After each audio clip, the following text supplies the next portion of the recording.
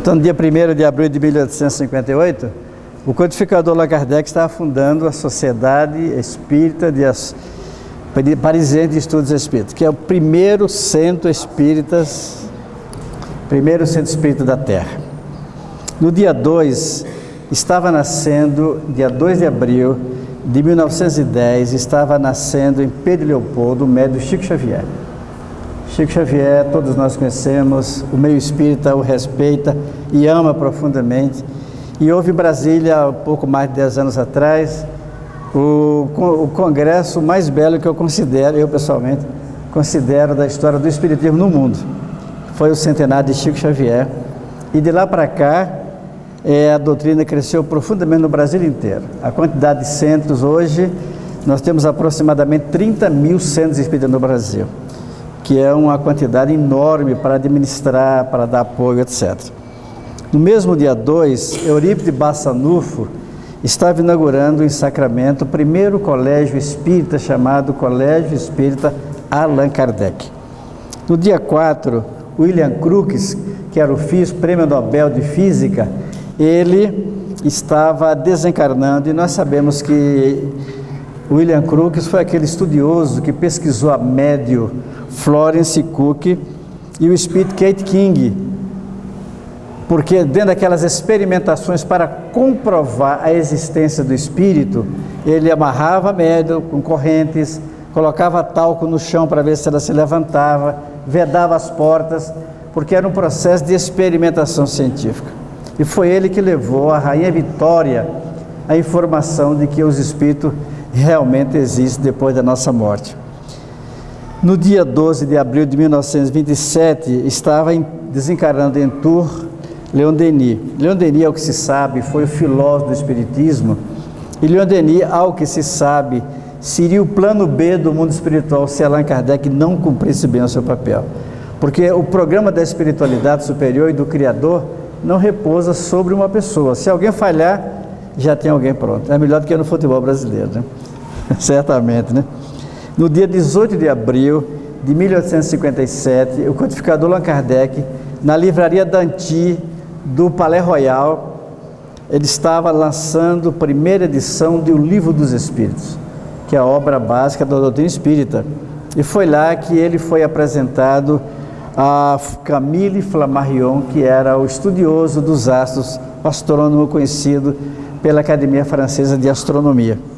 No dia 20/4, Dr. Bezerra de Menezes recebia, através do Chico, trazia a primeira mensagem sobre a importância da unificação do movimento espírita no Brasil. No dia 21/4, a semana que vem, nós estaremos documentando, registrando, homenageando uma figura importante da vida brasileira chamado Tiradentes, Joaquim José da Silva Xavier, o Tiradentes. Tiradentes, ao que nós sabemos, é considerado o pai da pátria, porque na hora em que eles estavam fazendo os primeiros movimentos libertários para provocar a libertação do Brasil do jugo português, os Cláudio Manuel da Costa, Tomás Antônio Gonzaga, Padre Rolim, Joaquim Silvério dos Reis, o próprio Tiradentes, além de outros, faziam seus primeiros trabalhos e reuniões para criar as condições de libertar o Brasil.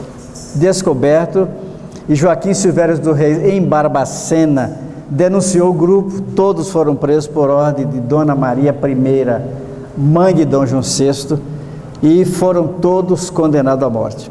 Depois de 3 anos prisioneiros no Rio de Janeiro, Tiradentes, observando naturalmente o mais elevado do grupo, ele observou aqueles nossos irmãos que estavam lá e se fez uma carta à rainha dizendo que ele era o culpado, apenas ele.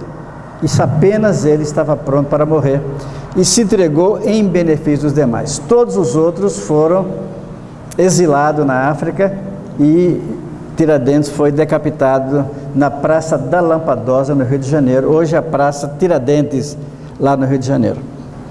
Então Tiradentes, na hora que Dom Pedro deu grito à independência, os espíritos dizem, estava lá Tiradentes ao lado dele.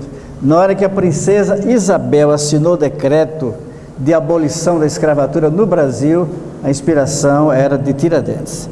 Nos momentos mais importantes da vida brasileira, na hora que Juscelino Kubitschek de Oliveira, segundo os videntes, Estava inaugurando a cidade de Brasília, estava lá ao lado dele Tiradentes. E nas horas mais marcantes da vida brasileira estava lá Tiradentes. Me recordo que há uns anos atrás o Brasil estava assim numa fase muito complicada politicamente e tivemos uma marcha do Sem Terra, 100 mil pessoas chegaram em Brasília com a disposição de criar alguns graves problemas. Numa reunião mediúnica na FEB, aparecia Tiradentes e dizia para que nós nos tranquilizássemos que o mundo espiritual estava programando o controle da situação. Todos aqueles que tinham mediunidade podiam ver no Congresso Nacional a figura de Tiradentes, junto com o Anjo Ismael, criando as coisas, cercou a Praça dos Três Poderes, para que nós possamos ter uma ideia como é que os espíritos trabalham. O mundo não está à deriva, há todo um programa, e esses espíritos que têm um compromisso com o grande programa de Jesus, já que o Brasil tem a missão de ser a pátria do Evangelho, há um comando que programa o destino do país no seu projeto espiritual. No dia 22, Florence Cook estava desencarnando, foi esse médium a que nós nos referimos. E no dia 29, em Barbacena, estava nascendo Amélia Domingues Soler, que era o Bezerra de Menezes para os nossos irmãos espanhóis. No dia 30 de 4 de 1856, a primeira revelação recebia Allan Kardec da sua missão como codificador da doutrina dos espíritos. Nesse contexto, no dia 29 de abril de 1864, Allan Kardec estava publicando a primeira edição do Evangelho segundo o Espiritismo. Então, no mês de abril, nós temos o lançamento do Evangelho e o lançamento do Livro dos Espíritos. Daí porque a Federação Espírita Brasileira programou o Congresso Espírita Brasileiro, dessa vez em 4 cidades simultâneas. O mesmo programa, o mesmo horário, apenas os expositores que eram diferentes. Foi na cidade de Manaus, para o norte, João Pessoa para o nordeste do Brasil, Vitória para a região mais central e Campo Grande para a região de Mato Grosso, etc. Então foram 4 momentos de profunda beleza, e lá em Manaus, onde nós estivemos colaborando, estava lá o hino nacional brasileiro. Um dia, se eu voltar por aqui, trazer para vocês ouvirem, cantado em língua dos nossos irmãos índios da Amazônia, que é uma coisa profundamente emocionante. Em via a diversidade desse país, que o mundo espiritual, por alguma razão, programou com a tarefa nobilíssima na programação que o Cristo de Deus determinou. Há 2000 anos atrás, um apóstolo apressado entendeu que Jesus teria a missão de libertar não o povo da terra. A sua visão nacionalista era que Jesus iria libertar o povo hebreu do jugo romano. E ele entendeu que Jesus era tão pacífico que ele precisava contribuir para exacerbar as condições políticas e militares e promover a libertação do povo eleito, como ele entendia. Tratava-se de Judas de Queriote, ou Judas de Iscariotes, como alguns se referem. E ele então entendeu que na hora que Jesus fosse preso, pela quantidade de pessoas que foram por ele atendidas, haveria uma revolta popular que dominaria os romanos, e haveria então a grande revolução que ele esperava. Jamais imaginou Judas que Jesus, a sua revolução não era militar, que a sua revolução não seria de domínio de um povo, mas seria a libertação do homem eterno que jamais morre. Então ele foi, recebeu os 30 dinheiros do Pôncio Pilato, dos guardiães do templo, e naquela noite ele foi lá, na hora que Jesus estava orando no Monte das Oliveiras, ele foi lá, beijou o mestre, era um sinal para indicar que aquele que deveria ser prisioneiro.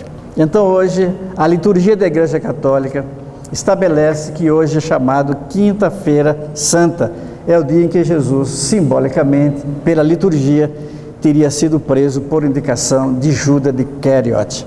Então, desse modo, foi naquela noite que Judas, entendendo que haveria revolução, que não houve, ele começou a se desesperar e tomou conhecimento do equívoco que tinha cometido.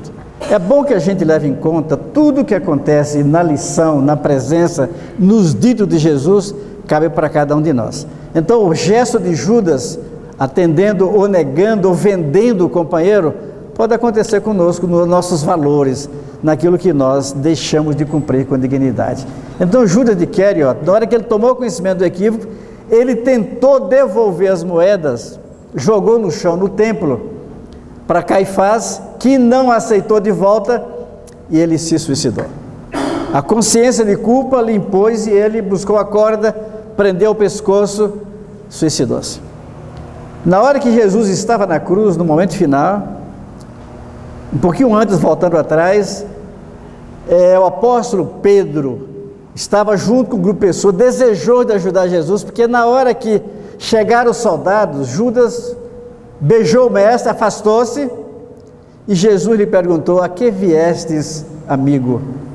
Ele não respondeu. A consciência da traição, ele não se perdoou. Jesus o perdoou, mas ele não se perdoou, porque nós temos os nossos tribunais conscienciais. Naquele momento então, Judas de Queriot, ele, ao suicidar, Jesus estava ainda prisioneiro na quinta-feira chamada Santa, e Pedro estava, como fazia muito frio, no mês de abril, é chamado mês de Nissan em Jerusalém, abril, maio, é quase a preparação para a primavera. E aí então Pedro estava ali e alguém perguntou: por acaso você não é aquele que anda com o pescador? Com o carpinteiro? Não, senhor. E outro perguntou: por acaso você não é aquele que pesca ou que presta a sua canoa para aquele homem que prega? Eu não. 3 vezes Pedro negou. Naquela hora o galo cantou 3 vezes, e Jesus tinha lhe dito que ele negaria o mestre depois de 3 vezes que o galo cantasse. Mas naquela hora, Jesus, que estava prisioneiro do lado, Pedro levantou os olhos e o mestre estava sobre a grade, atrás da grade, olhando para ele. Não o condenou, não precisou dizer nada, apenas olhou com misericórdia, coisa que nós não estamos preparados para exercer ou para exercitar. Então Pedro, diz ele, que doía-lhe fisicamente o fato de ter traído o Cristo de Deus.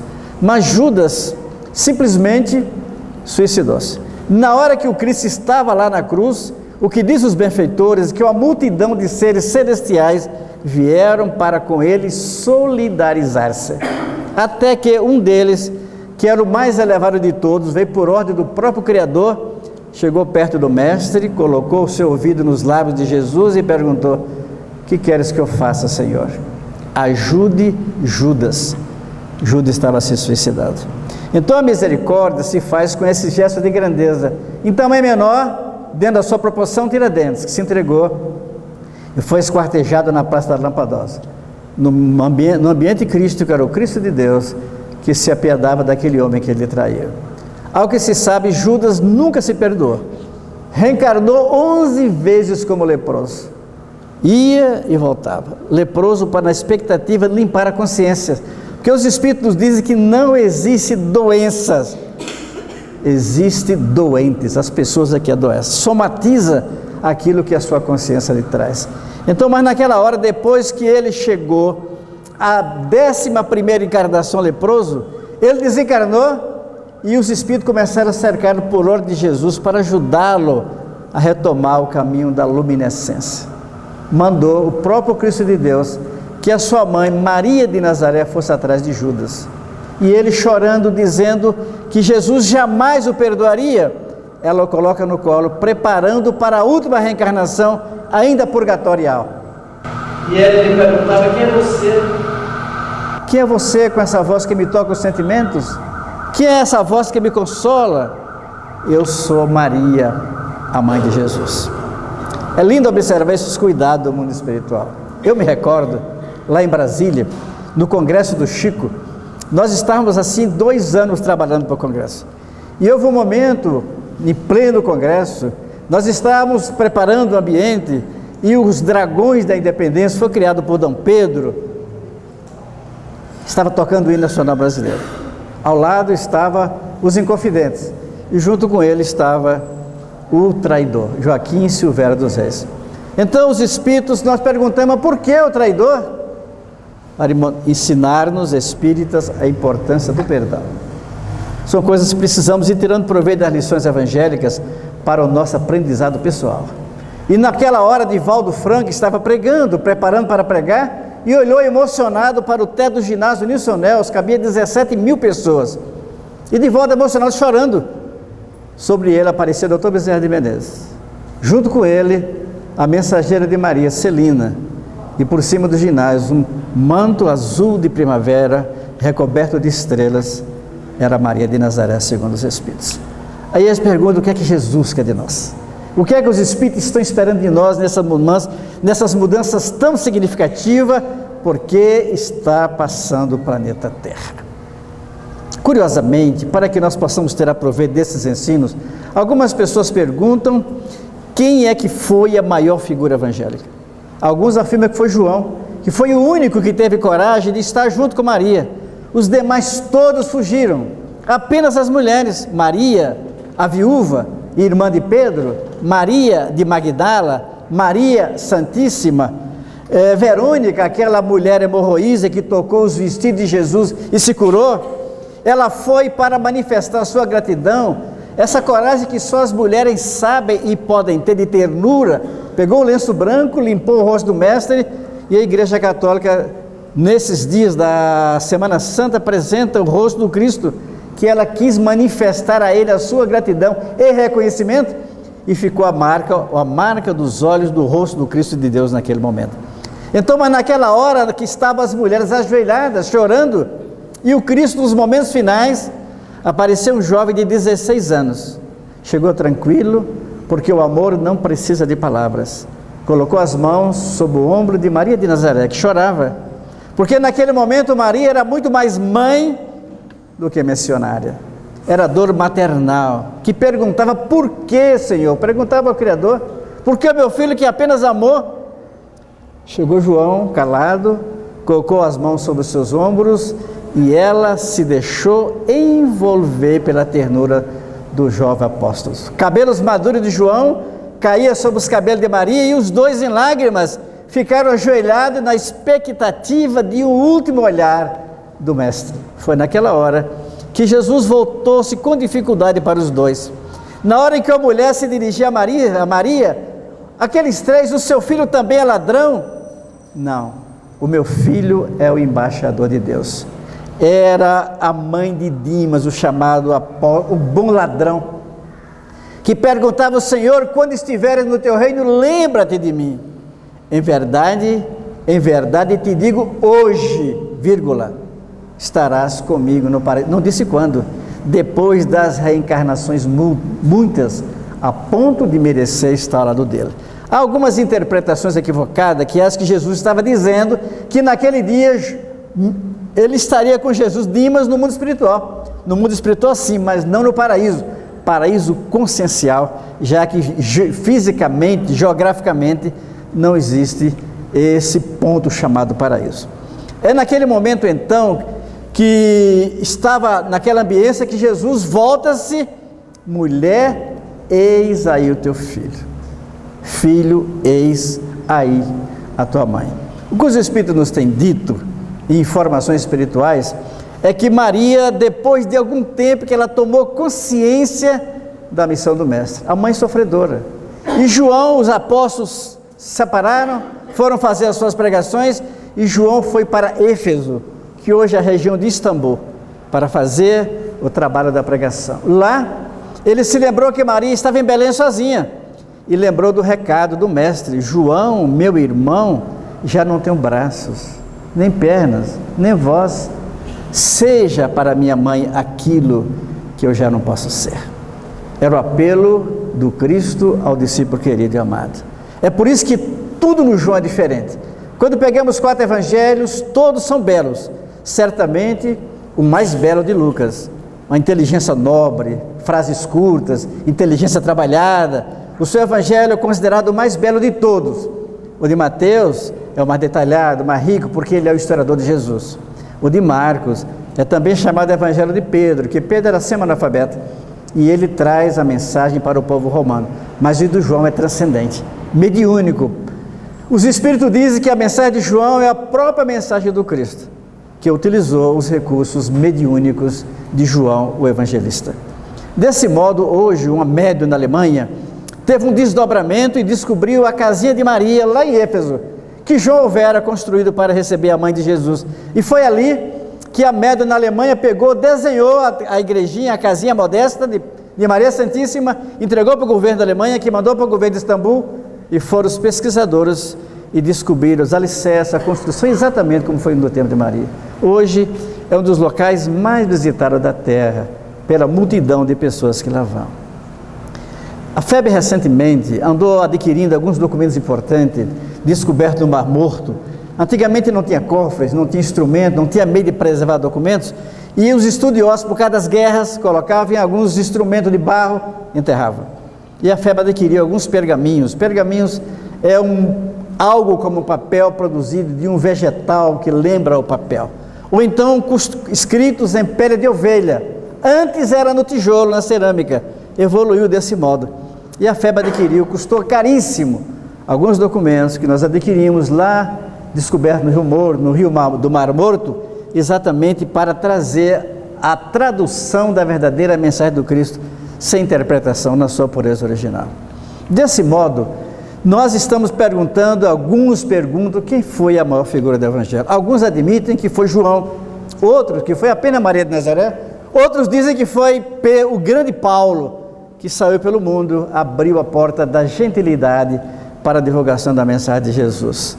Mas, segundo alguns estudiosos, na verdade, a grande e maior figura do Evangelho foi Maria Madalena.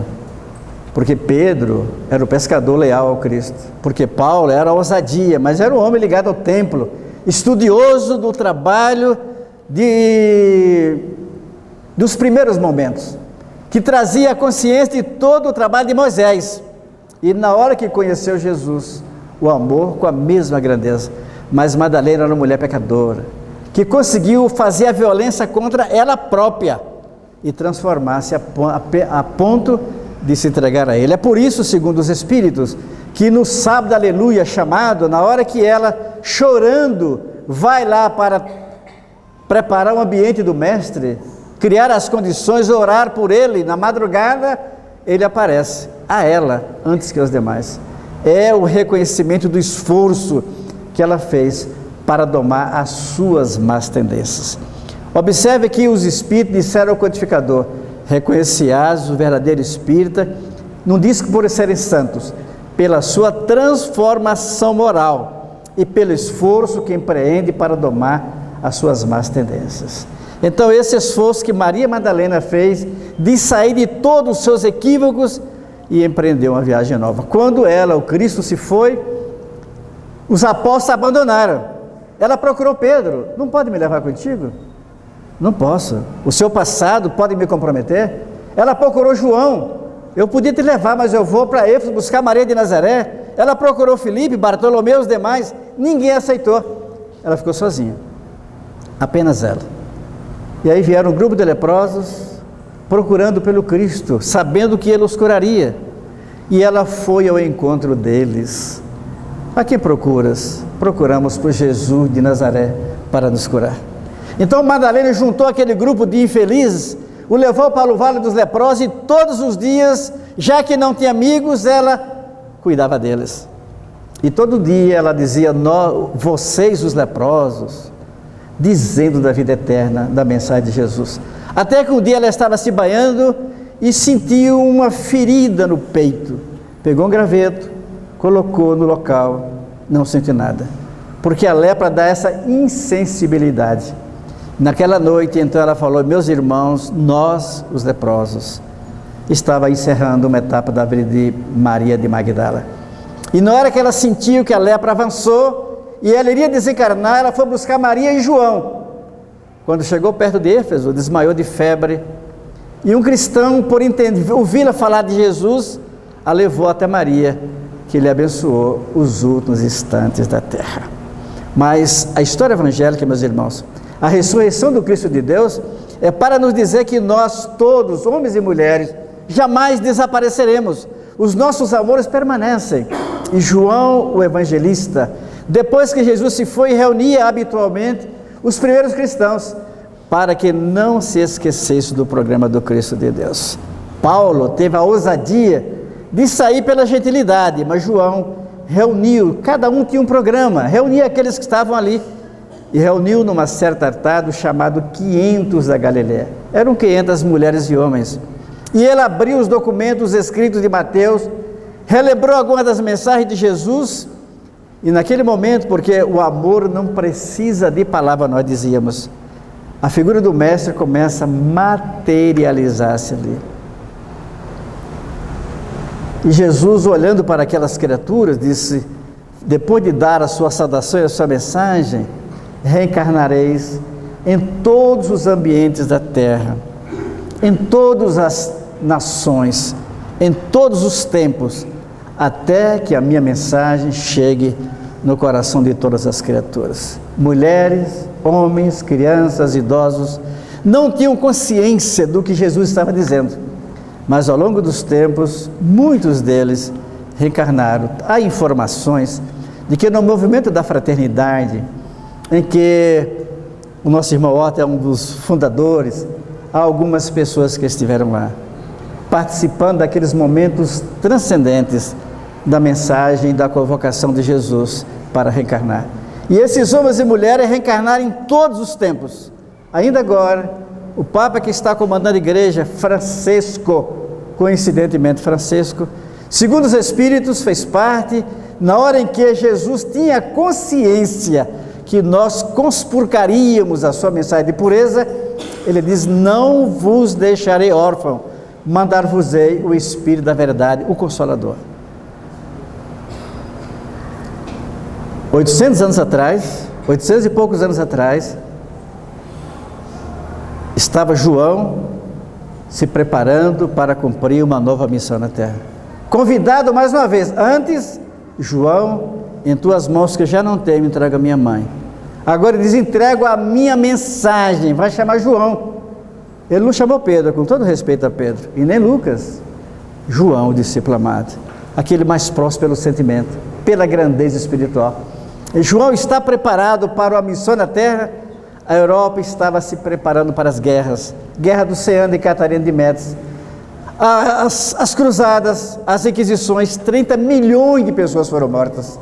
Naquele ambiente, então, Jesus vai chamar João, e ele se prepara para reencarnar, assim como Jesus nasceu na Ásia Menor, que representa o centro daquele mundo. Assis, Francisco escolheu a cidade de Assis, que representa a mesma posição para a Europa Central, e buscou Maria Picalina, mulher de Pedro Bernardone, para ser sua mãe. Trouxe 200 companheiros, segundo os Espíritos. O Papa que está aí era um dos 200 que vieram com ele. Estão reencarnando todos eles, cada um numa religião diferente, para a construção do grande rebanho de que falava o Cristo de Deus. É por isso que está havendo uma intervenção no planeta Terra, na política. A podridão dos políticos está por aí de tal maneira que envergonha todos nós. É porque na hora que a luz chega, não há como manter a escuridão da noite. Então esse é o momento das luzes, das mudanças, e começa na religiosidade. A Igreja Católica é a maior delas. Veio um homem que fala da pureza doutrinária. No Rio de Janeiro, na hora que ele estava passando lá no Papa Móvel, por acaso, subindo a favela, parou em frente a um templo evangélico. Ele pediu para parar, desceu, pediu ao pastor licença para entrar. Poderia orar comigo, orar com vocês? Deram as mãos e rezaram o Pai Nosso juntos. Orem por mim, para que eu não erre. Estava consciente do seu papel. No Brasil, nós tivemos a figura de Francisco Cândido Xavier, certamente a maior antena espírita que nós todos conhecemos. Mas, no dia 1º de janeiro de 1800, nos céus da Europa, Jesus tinha, segundo os Espíritos, convocado uma reunião em 1800, em 1500. Olha como é que o mundo espiritual é organizado. Nós marcamos uma reunião com 24 horas e esquecemos. Normalmente aqui na Casa Espírita, nós marcamos com 24 horas, uma semana, e se não telefonar lembrando, mesmo com WhatsApp, mesmo com internet, a gente esquece. E Jesus programou, em 1500, o Brasil estava nascendo. Primeiro mandou o infante de Sagres alargar os horizontes do planeta. Aquele mesmo Espírito que era um soldado do rei de Israel, foi por ordem dele com uma seta, uma lança. Ele queria ter a certeza de que Jesus morreria e mandou o homem que tinha dificuldade visual e colocar essa seta entre a vértebra terceira e quarta em cima do coração. E ele foi lá Na hora que chegou, que colocou a seta no meio do coração, o sangue do crucificado jorrou sobre os seus olhos, abençoando-lhe com a cura. Esse espírito reencarnou na figura, segundo os espíritos, de Infante de Sagres. Fundou a Escola de Sagres, na região de Braga, em Portugal, e foi o construtor dos ideais do alargamento das fronteiras planetárias, a descoberta das navegações, e mais tarde voltaria na figura de D. Pedro II aqui na história do Brasil. Essas figuras novas, quem vai na cidade do Porto, em Portugal, está lá no Museu Coração de D. Pedro II, que era um homem nobilíssimo espiritualmente. Ainda hoje, em Formol, está lá conservado, porque ele pediu que queria que ele próprio, se não pudesse, seu coração fosse sepultado no Brasil. Até hoje, por alguma razão, está lá, esperando o momento em que as autoridades brasileiras, não sei como, tragam para atender o pedido que ele fez. Mas, dentro dessa programação, o Cristo diz que não nos deixariam órfãos, mandar-vos-eis o Espírito de verdade. Dia 1º de janeiro, então, de 1800, nos céus da Europa, num tempo de colunas jônias, gregas, romanas, estavam reunidos cerca de 5.000 entidades que estavam ali para receber as instruções de Jesus para a chegada do Consolador. Segundo os Espíritos, nesse templo, quem estiver interessado, livro Cartas e Crônicas de Humberto de Campos, que o codificador Allan Kardec, mais tarde em Paris, no congresso que tivemos lá, ele reafirma aquilo que Allan Kardec, pelas mãos de Bezerra de Menezes, mais recentemente, ditando para Bezerra, que ditou para Chico e Divaldo, a mesma mensagem, curiosamente, em Uberaba e em Paris. E dizia o nosso amigo, naquele momento, naquele ambiente de 5.000 entidades, estavam lá as figuras veneráveis, que procederam os tempos contemporâneos, para a gente ter ideia da importância do evento. Estava lá, por exemplo, Krishna, do povo hindu. Estava lá Lao Tse e Confúcio, da China. Estava lá Hermes, do povo do Velho Egito. Aquelas criaturas que tinham incumbência da área do pensamento filosófico, Sócrates, Platão, Aristóteles, Tucídides e outros, para que tivessem incumbência de disseminar o saber ao longo dos tempos. Aquelas criaturas que tinham incumbência de disseminar a realidade da matéria, colocar o bisturi do conhecimento no alcance da ciência, como Leucípido, Demócrito, Pasteur, Galileu Galilei. É bom que nós lembremos que Galileu Galilei foi aquele homem que deu os passos para a descoberta e o entendimento de que a Terra não era o centro do sistema. Nós éramos apenas um país, um planeta periférico. Nós sabemos que Pasteur foi aquele homem que criou a microbiologia. Na hora em que a medicina trabalhava, quanto médico, quanto mais importante, tinha as mãos sujas de pus e sangue, e ele dizia, senhores, se eu estou matando os seus doentes, lavem as mãos, porque os instrumentos começavam a ver que existiam seres infinitamente pequenos que os nossos olhos não conseguiam ver.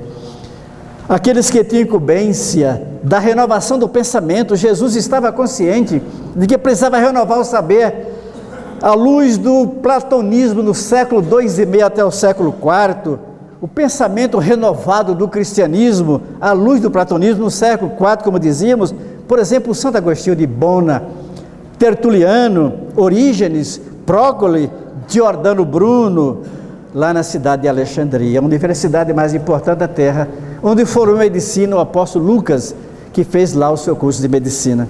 Aquelas criaturas que tinham incumbência de iluminar a noite medieval, no tempo das descobertas, com o avanço das conquistas náuticas, da cultura, da beleza, da arte e do conhecimento, como por exemplo Michelangelo, que deixou a Capela Sistina como uma obra de arte marcada pela história, como Cabral, que teve a incumbência de rasgar os oceanos, como Colombo, por exemplo, que teve a mesma missão, como Henrique de Sagres, que criou a Escola de Sagres, como Gutenberg, que na Europa, na época da Renovação, criou o livro, a gráfica, para que o conhecimento pudesse expandir-se, a inteligência avançar ao longo dos limites das pessoas.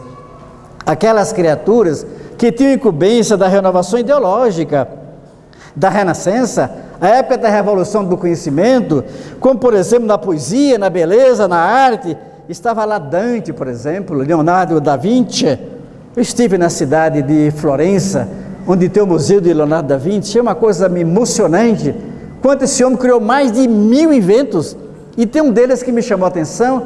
Ele pegou 3 grandes blocos de mármore e trabalhou um deles assim, uma figura mais ou menos grotesca, o homem da caverna, e escreveu: esse é o homem que está apenas começando a aproximar do Evangelho de Jesus, Leonardo da Vinci. Ele pegou outro e fez um ser mais ou menos como nós, com uma certa transcendência, mas escreveu: esse é o ser que começa a se aproximar mais intensamente do Evangelho de Jesus, Leonardo da Vinci. E fez um outro que parecia um ser transcendental, como se tivesse vindo das estrelas, e ele escreveu: esse é o ser que veio do seio de Deus, porque ele avançou ao encontro do Evangelho, Leonardo da Vinci. Mas então essas criaturas é que vieram junto com ele, Da Vinci, Rafael, esses grandes mestres da pintura, da arte, Beethoven, né? Os mestres da música, Bach, Paganini, Galileu Galilei, Spinoza na filosofia, e Mozart, o grande Mozart, que na hora em que ele viu o homem da 9ª sinfonia, ele dizia: meu Deus, estou diante de um gênio. Imagine Mozart, que já era o próprio gênio. Na hora que ele viu a 9ª sinfonia, ele dizia: estamos diante do gênio, ou de uma genialidade extraordinária.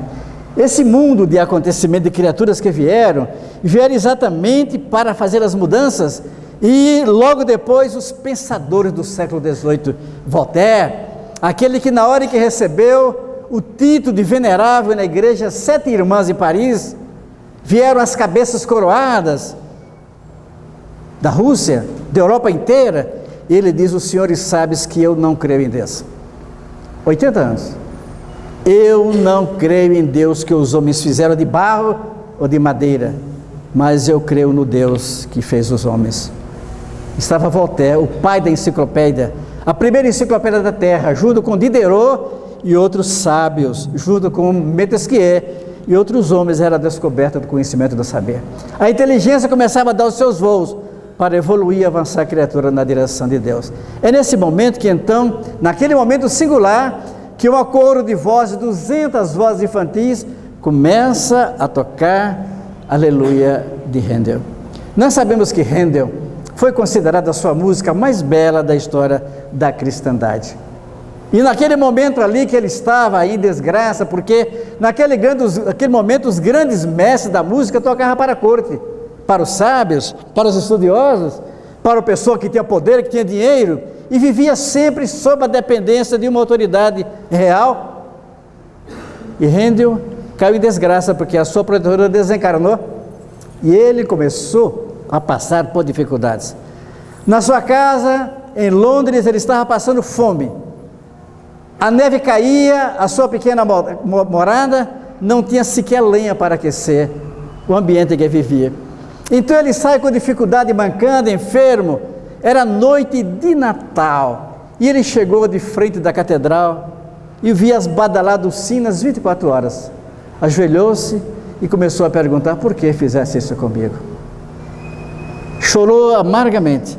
E quando voltou em casa, estava lá sobre a mesa um pacote que alguém dizia: Charles Handel, estou deixando para você esse oratório.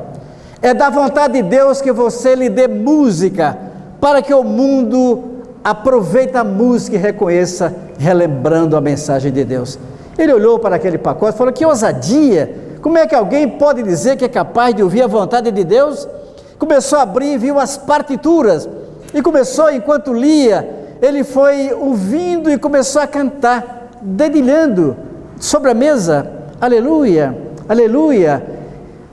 E trabalhou 72 horas sem dormir, sem descansar, sem se alimentar. Quando ele terminou, ele dizia: encontrei a luz, aleluia.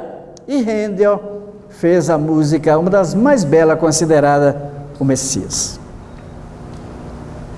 Quando ele lançou o Messias na Escócia, os bares, os teatros, o comércio, as pessoas paravam para ouvir. Ainda hoje na coroa, quando as pessoas dizem: levantai-vos, cristãos, é chegado o Cristo de Deus, todos se levantam em respeito.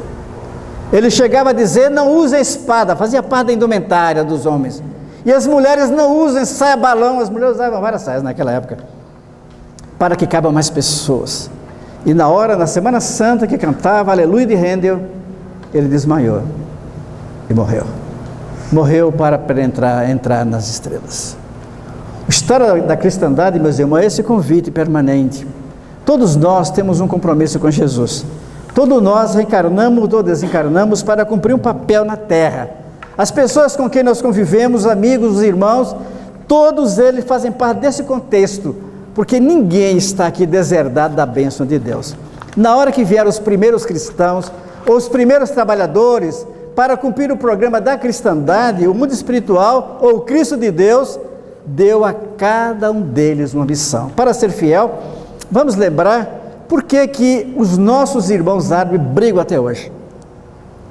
É uma guerra que não acaba nunca, desde o pai Abraão, porque um deles cometeu o equívoco da vaidade, para que nós possamos tomar o nosso cuidado. Por exemplo, Jacó, o neto de Abraão, era considerado o mais elevado de todos, mais do que o próprio Moisés. Então Jacó, que depois reencarna como Moisés, que depois reencarna como Elias e depois reencarna como João o Batista. Há quem afirma que depois reencarna como Allan Kardec. Abraão, o pai Abraão. Observe as características dos seres. Muitos de nós perguntamos: qual foi a minha última encarnação? O que é que eu fui? Nós sempre fomos rei, nunca foi pobre, né? Nós fomos rei, rainha, importante, general, nunca ninguém foi soldado. Nós sempre achamos que fomos pessoas muito poderosas. A nossa vaidade. Então Abraão era o pai Abraão, que segundo as informações veio do continente de Ur, que é a Antida Atlântica, que foi destruída pelo Oceano Atlântico. E ele foi o pai do povo hebreu, que deu início àquela civilização. E volta como Salomão, mesma coisa, o patrono de um povo, o rei Salomão, da beleza, da arte, e depois como Simão Pedro, o apóstolo de Jesus de Nazaré. É por isso que Simão Pedro, despeito desse homem de poucas letras, trazia sabedoria das reencarnações muitas. Isaac, que depois reencarna como Daniel, que a Bíblia fala sobre ele, e depois como João o Evangelista, e depois como Francisco de Assis. Olha o processo, a mesma personalidade, a mansuetude de João, a mansuetude de Isaac, a mansuetude de Daniel, a mansuetude de Francisco de Assis. José, o chanceler do Egito, aquele das 7 vacas gordas, 7 vacas magras, que conta a história bíblica, volta como Davi, aquele o rei Davi que enfrentou o gigante com a pedra, e depois como José, depois como Paulo de Tarso, com a mesma ousadia, e finalmente, segundo Lutero, segundo os Espíritos, como Lutero, na hora em que a igreja estava profundamente comprometida. Ana e Simeão, Maria e José o carpinteiro, Isabel e Zacarias, os pais de Isabel. Segundo os Espíritos, esses todos vieram desde Sírios e se ofereceram para colaborar com Jesus. Nesses dias de mudanças tão significativas, os Espíritos nos têm informado que Francisco de Assis está se preparando para reencarnar pela última vez na Terra. Joana de Ângeles reencarna no Brasil, segundo ela própria, um poema lindo chamado Volte, Pai Francisco, pelas mãos de Divaldo. E eu perguntei a Divaldo: Divaldo, então vai voltar tudo para o Brasil? 200? Não, todos na Europa, porque a Europa é o continente mais ateu da humanidade. Essas convocações ao longo dos tempos, esses espíritos vão em volta. Nós estamos vivendo o momento da beleza, meus irmãos. O planeta Terra vai viver o momento da feminilidade, diz os espíritos. As mulheres a cada dia terão mais proeminência. Se examinar bem as faculdades de qualquer ramo, tem muito mais mulher do que homens. Porque o mundo, os homens, nós, lamentavelmente, deixamos a história de guerra, de cadáveres, de viúvas e de órfãos. O mundo espiritual está agora dando às mulheres a oportunidade de redimir o planeta, porque o mundo precisa mais de um colo de mãe do que de um guerreiro. Nesse contexto, Divaldo Franco, que nós conhecemos, Divaldo Franco resolveu fazer uma viagem à Terra Santa e levou um grupo de companheiros, estivemos lá com ele. Queria Divaldo percorrer os mesmos espaços onde Jesus esteve. A igreja da Anunciação, onde Maria teria recebido a mensagem do anjo Gabriel. Profunda emoção. Divaldo, com a evidência que tem, ouvindo os detalhes, lendo no éter os acontecimentos daquele ambiente. Depois, locais onde o Cristo fez as suas pregações, o Monte das Oliveiras, o Monte da Caveira, onde ele foi crucificado, a Via Dolorosa, e finalmente ele fez questão de deixar por último o monte onde Jesus pregou as bem-aventuranças. Bem-aventurados os pobres de espíritos, porque deles é o reino dos céus. Bem-aventurados os puros de coração, porque verão a Deus. Bem-aventurados os misericordiosos, porque obterão misericórdia. Na hora que o Divaldo subiu no monte das bem-aventuranças, ele começou a chorar. Ele disse que teve uma impressão da presença de Jesus com tanta intensidade, que ele sentiu que não era Divaldo Franco, era apenas uma das criaturas que estava participando de um momento singular. É como se a presença do Cristo criasse a imanência em que todas aquelas pessoas que ali estavam começaram a ouvir um cântico dos seres angelicais. Ele pregou como Cristo, o Sermão do Monte repetindo. Havia muitos brasileiros, mas foram chegando árabes, judeus, alemães, americanos, franceses, Divaldo falando em português. Todos ouviam e entendiam no seu idioma. Para a gente ter uma ideia da beleza desses programas, em que o mundo espiritual pergunta: é um milagre? Não é milagre. Se nós lembrarmos do Evangelho, Pentecostes, foi exatamente um acontecimento dessa natureza. Desse modo, o Espiritismo vem nos acordar, meus irmãos, para essa comunicação estreita com o mundo espiritual e nos preparar para ser aqueles que contribuem nesse grande processo de mudança.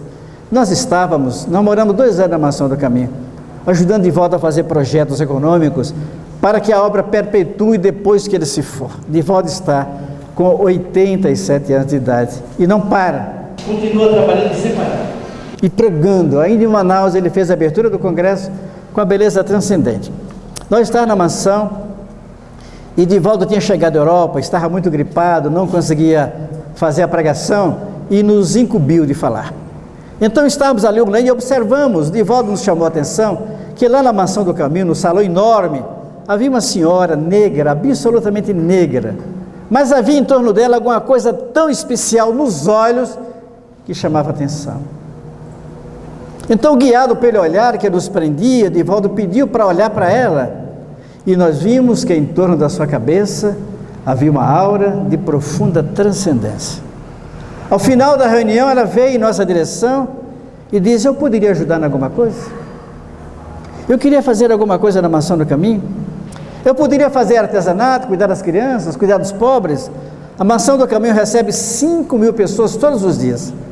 Só de criança, 3.250 pessoas. Só na creche, 500 pessoas. Tuberculosa, aidético, doente, enfermos, outro tanto. Então todos ali recebem o tratamento, o apoio, o alimento, a palavra de Jesus. E naquela hora nós pegamos aquela senhora, levamos para uma sala à parte, e Divaldo tinha apenas o Evangelho que ele ganhou de presente. Era uma capa coberta de linho branco que alguém lhe dera, e entregamos a ela. Ela pegou o Evangelho e colocou no peito. Disse: será que Jesus vai me abençoar? A nobreza dessas almas simples que não sabem que são nobres. Então ela começou a frequentar a Mansão do Caminho, ajudava na comida, com as crianças, na roupa, no enxoval, no artesanato, até que um dia ela mandou um recado: será que poderia me visitar? Estou sentindo que vou morrer. As minhas forças estão devagarinho despedindo-se, e eu queria um pouco que vocês orassem comigo. Nós fomos lá, ela morava numa favela em Salvador. Quando lá chegamos, ela estava acamada, e nos levou para o seu quarto com dificuldades, e diz: eu queria mostrar uma coisa para os senhores. Pegou uma pasta, e tinha uma porção de recortes de jornais de Salvador, e tinha fotografias de um médico famoso, um grande cirurgião, um dos mais famosos de Salvador, e ela começou a nos contar a sua história. O quanto me fez bem a doutrina dos Espíritos. Eu comecei a trabalhar, eu era jovem, me apaixonei por um homem que trabalhava na feira, eu era lavadeira, e ele fazia o trabalho de vender mercadorias. Ele era jovem, belo, com os meus ancestrais, e eu me apaixonei por ele. Até que um dia nós estávamos preparando para casar, E ele disse: eu queria ver se você me ama efetivamente. E ela disse: mas ele deu tantas provas que ele ama.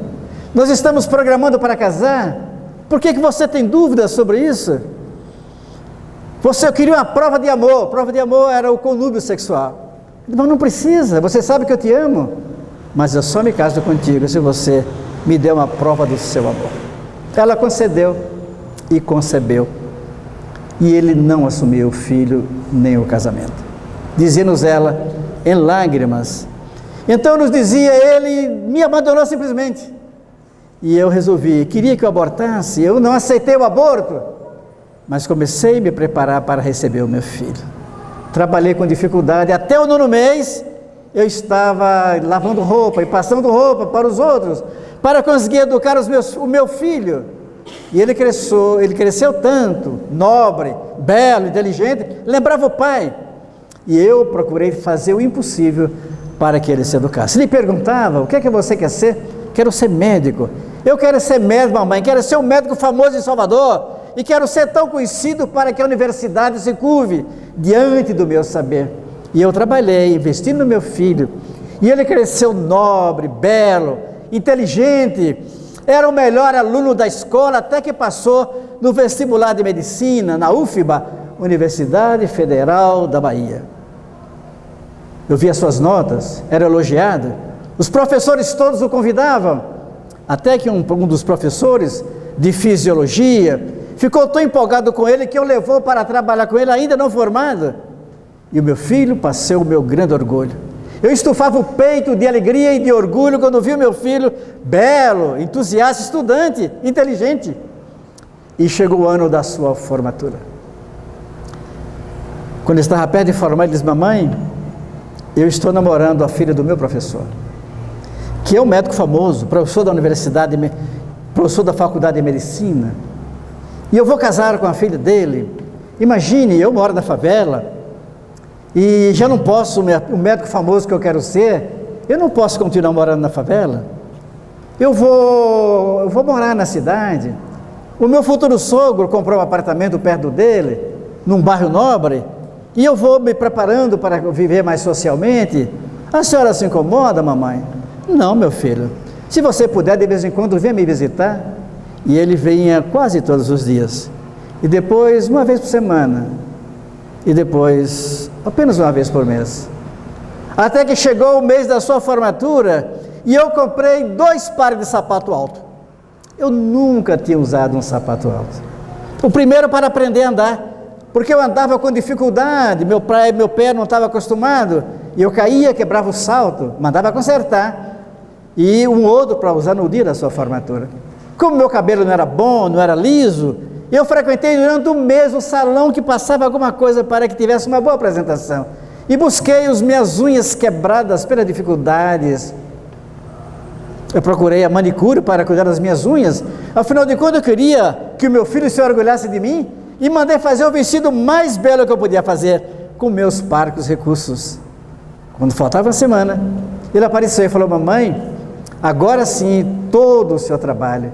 Eu queria lhe agradecer, porque o seu filho está se formando o mais brilhante aluno da Universidade da Bahia, o médico e o cirurgião mais importante.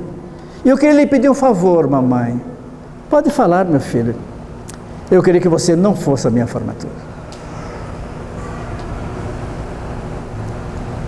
Eu fiz com que as lágrimas, ao invés de saírem pelos olhos, saíssem para dentro do coração.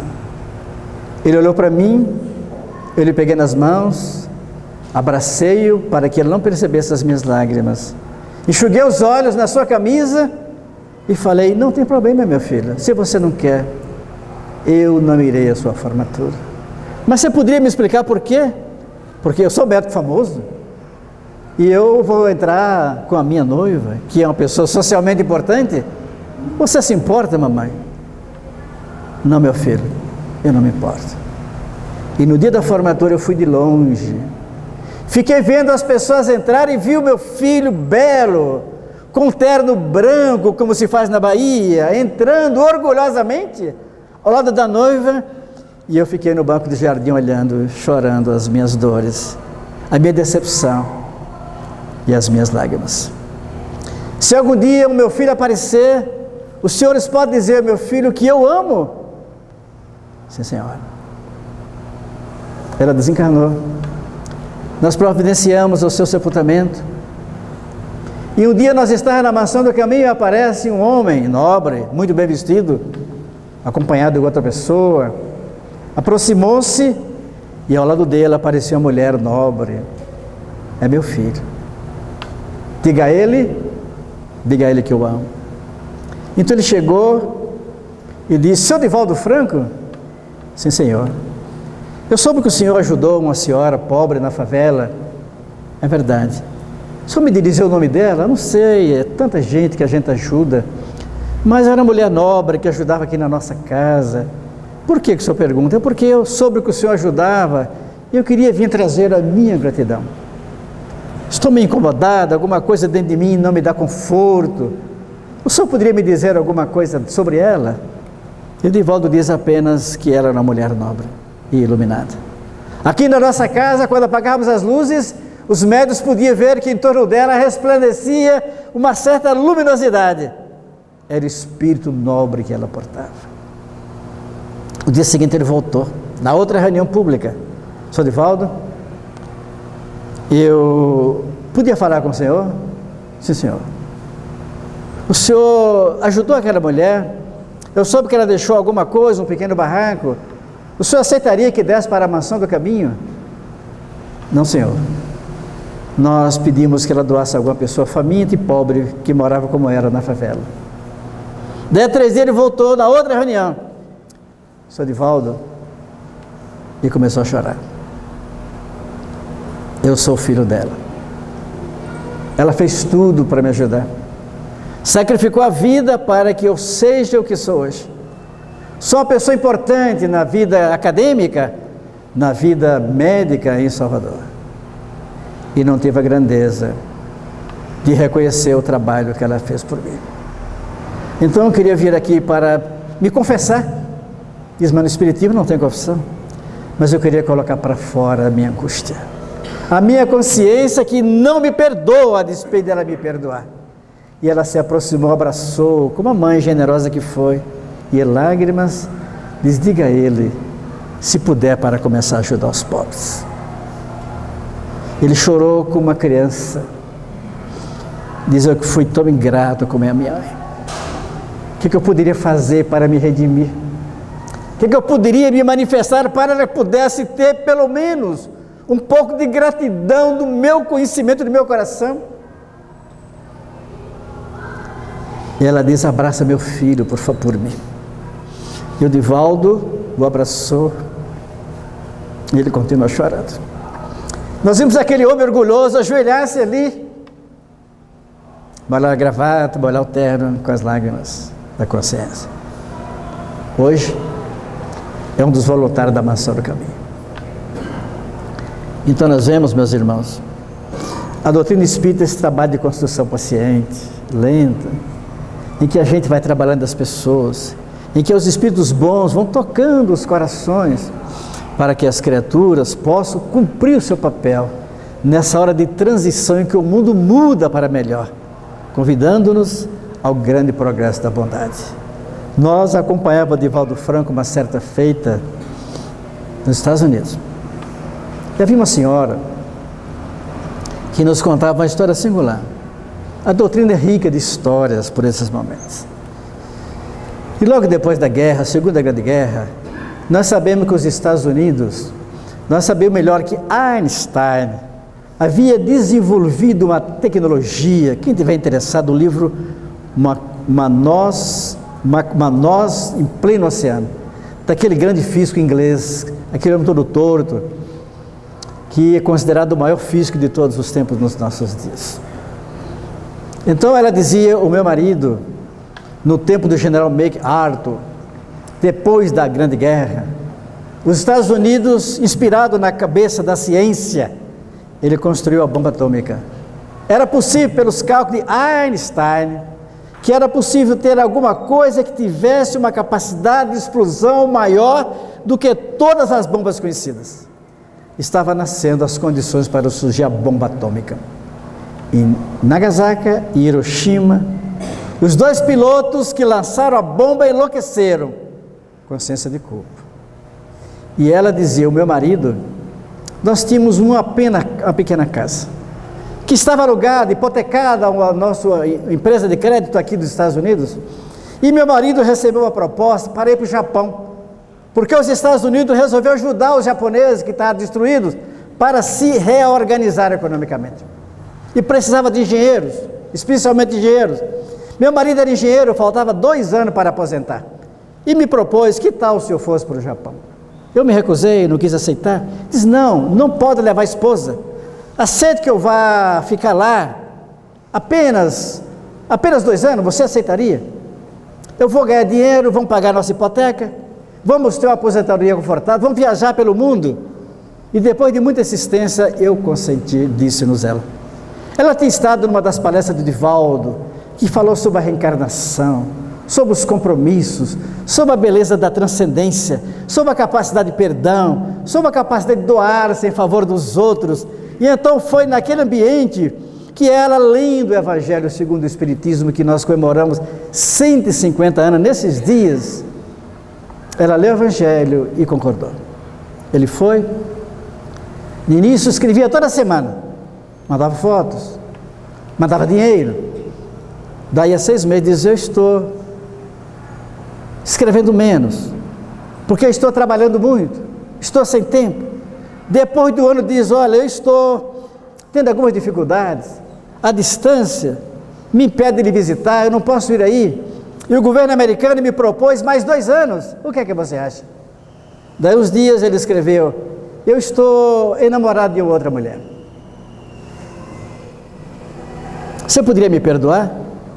Eu sei que é uma coisa passageira, ela é enfermeira, eu estava doente e me ajudou, é uma enfermeira pequenina, é uma japonesa, que eu criei um certo afeto de gratidão. Daí 1 ano ela escreveu: aceitei o contrato do governo americano, vou ficar mais 2 anos, estou mandando dinheiro para pagar o restante da hipoteca, mas eu estou me casando com a japonesa, você me perdoaria? Ela disse que no primeiro momento tem uma profunda revolta, mas depois de ler o Evangelho concluiu que as pessoas têm direito à sua opção. Depois ele escreveu: eu estou tendo o primeiro filho, que lamentavelmente nós não pudemos ter juntos, é um japonesinho misturado com americano, mas eu amo como se fosse o nosso filho, você me perdoaria? E ela reescreveu: eu lhe perdoaria. Daí 1 ano ele diz: eu estou esperando o 2º filho, está nascendo uma menina japonesa, outro americano japonês, você me perdoaria? E ela respondeu: eu estou orando por você.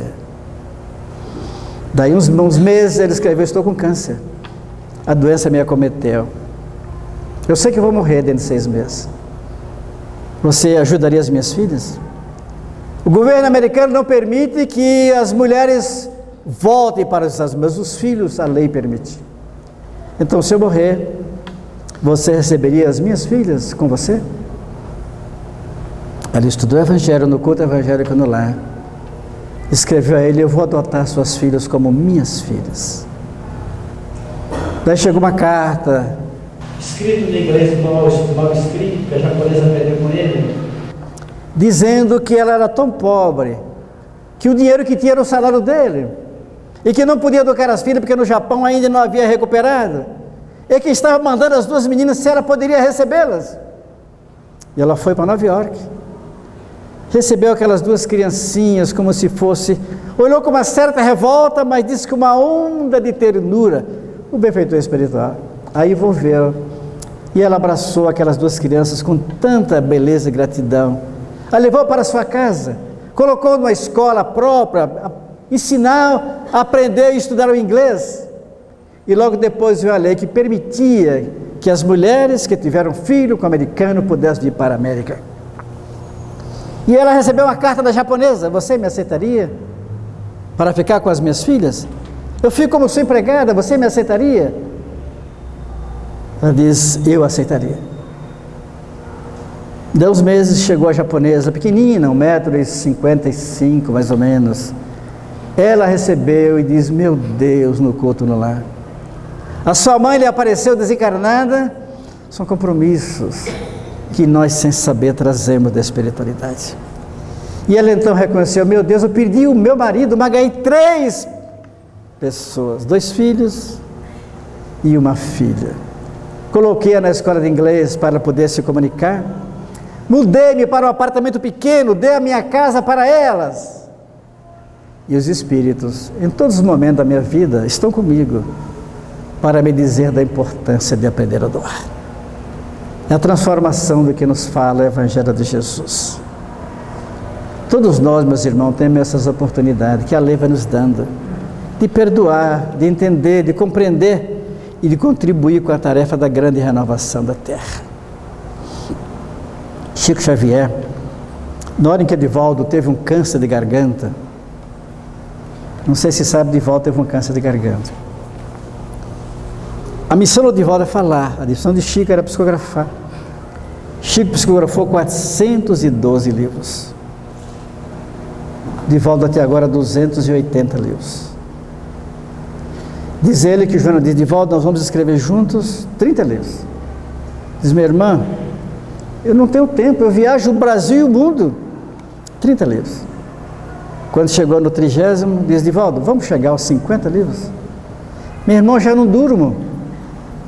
De 30 para 50 não é tanto assim, Edivaldo. Quando chegou aos 30, 100 livros, Edivaldo. Meu irmão, você quer me assassinar? E quando chegou aos 100 livros, Edivaldo, agora até o limite das suas forças. Chegou a 280. Esse homem de 87 anos, incansável, que lá em Jerusalém repetiu Jesus no Monte das Bem-aventuranças. Convive conosco. Nós respiramos ainda o ar que Chico Xavier respirou.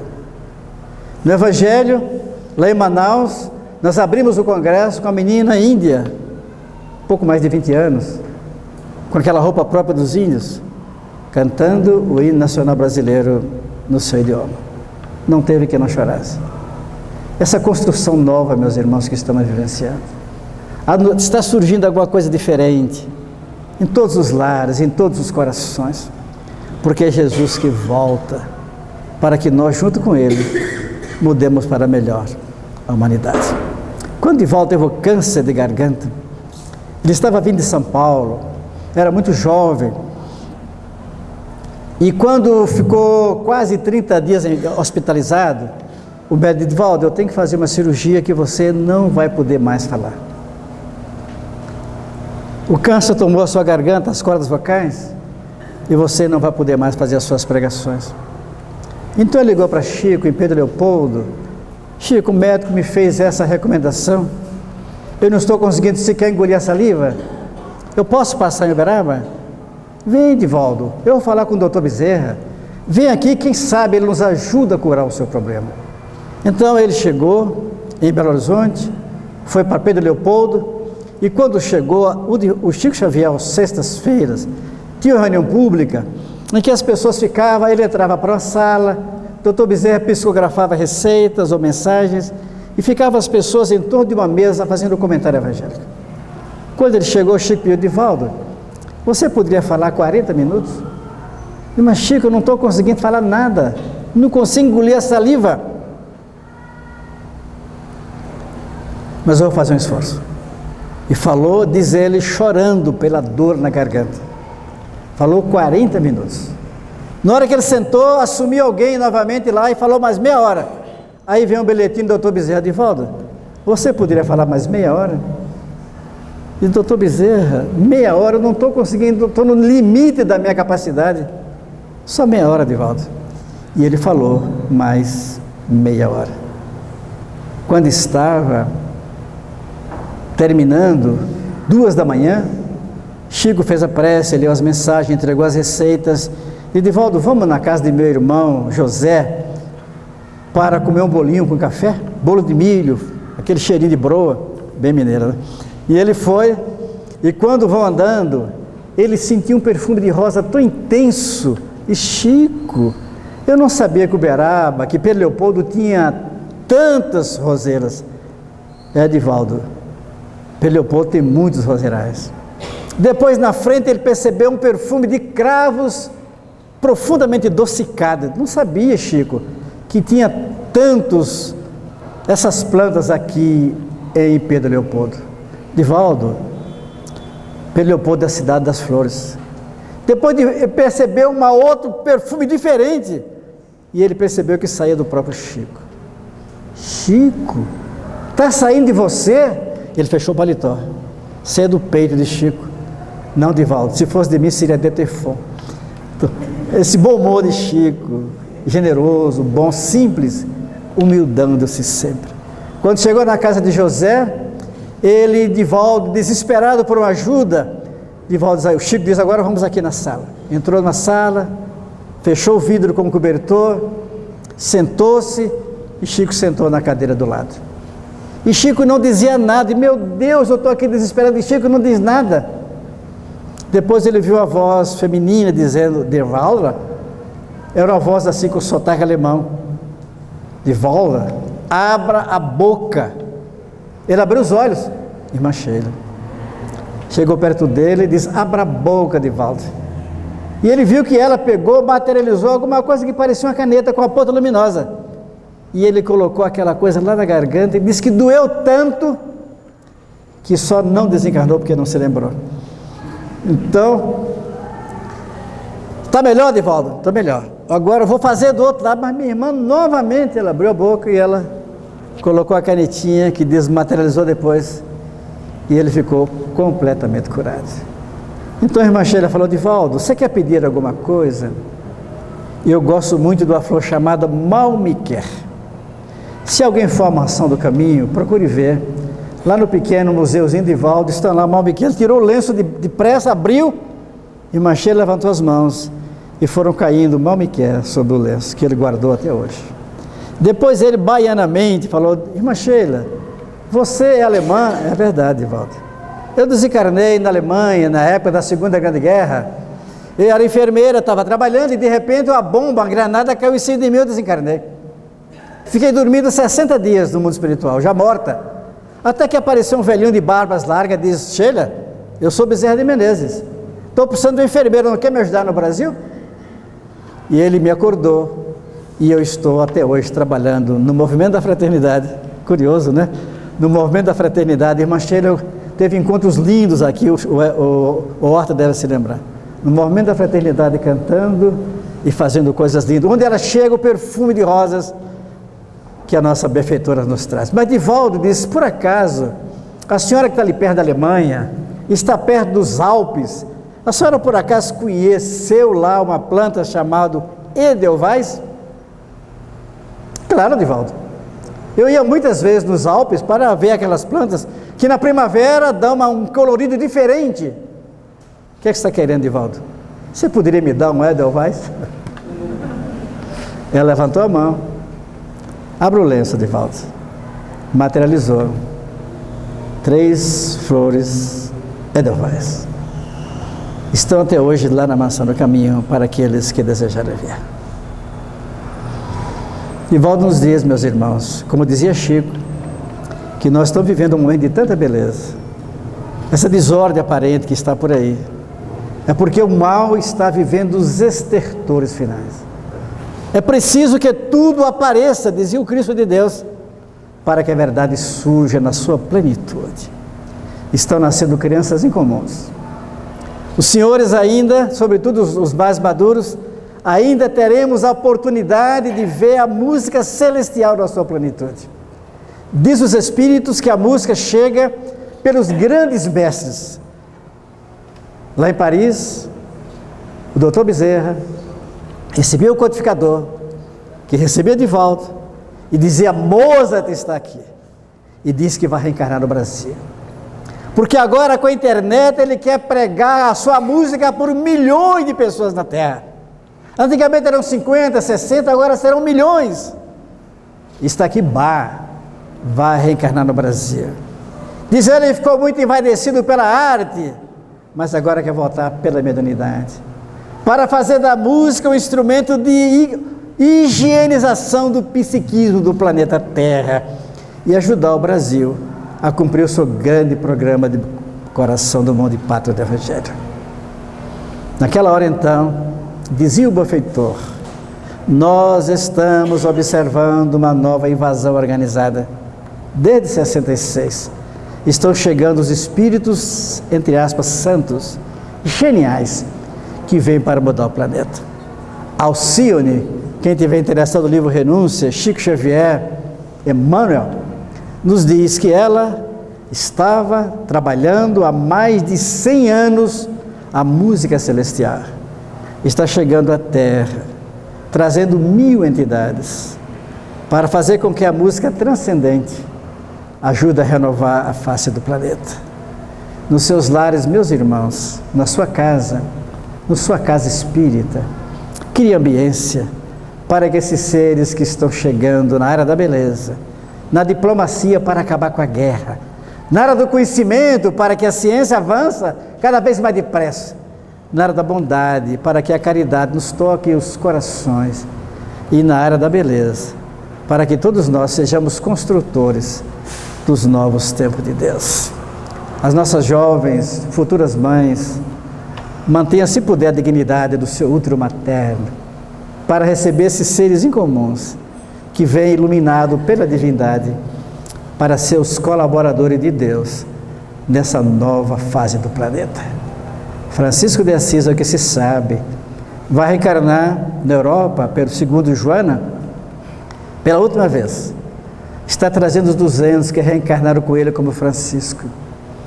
E junto com ele, os homens e mulheres da beleza de todos os tempos.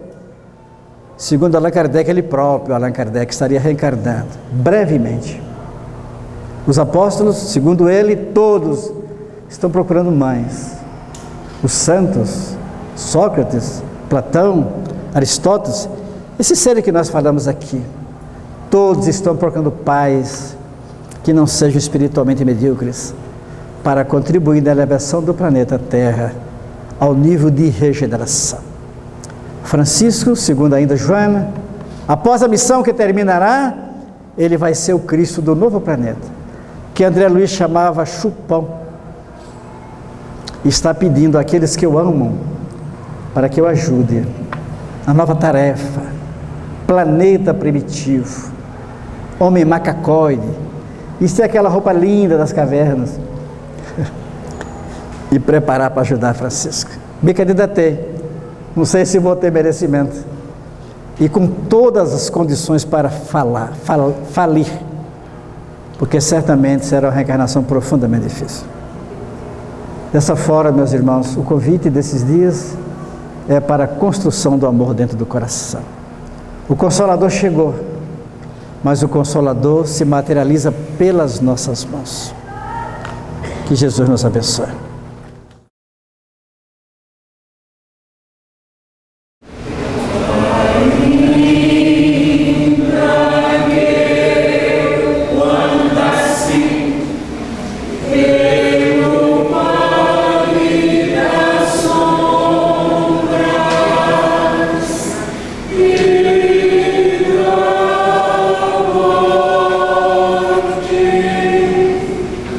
Mondial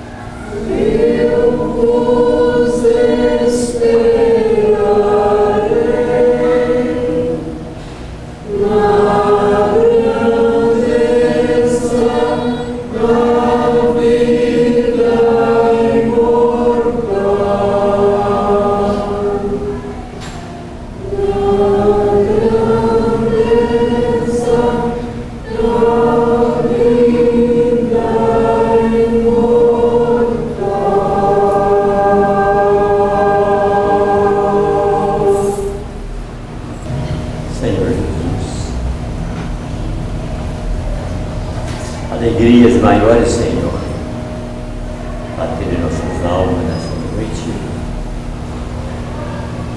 com a descrição trazida pelo nosso companheiro João Abreu,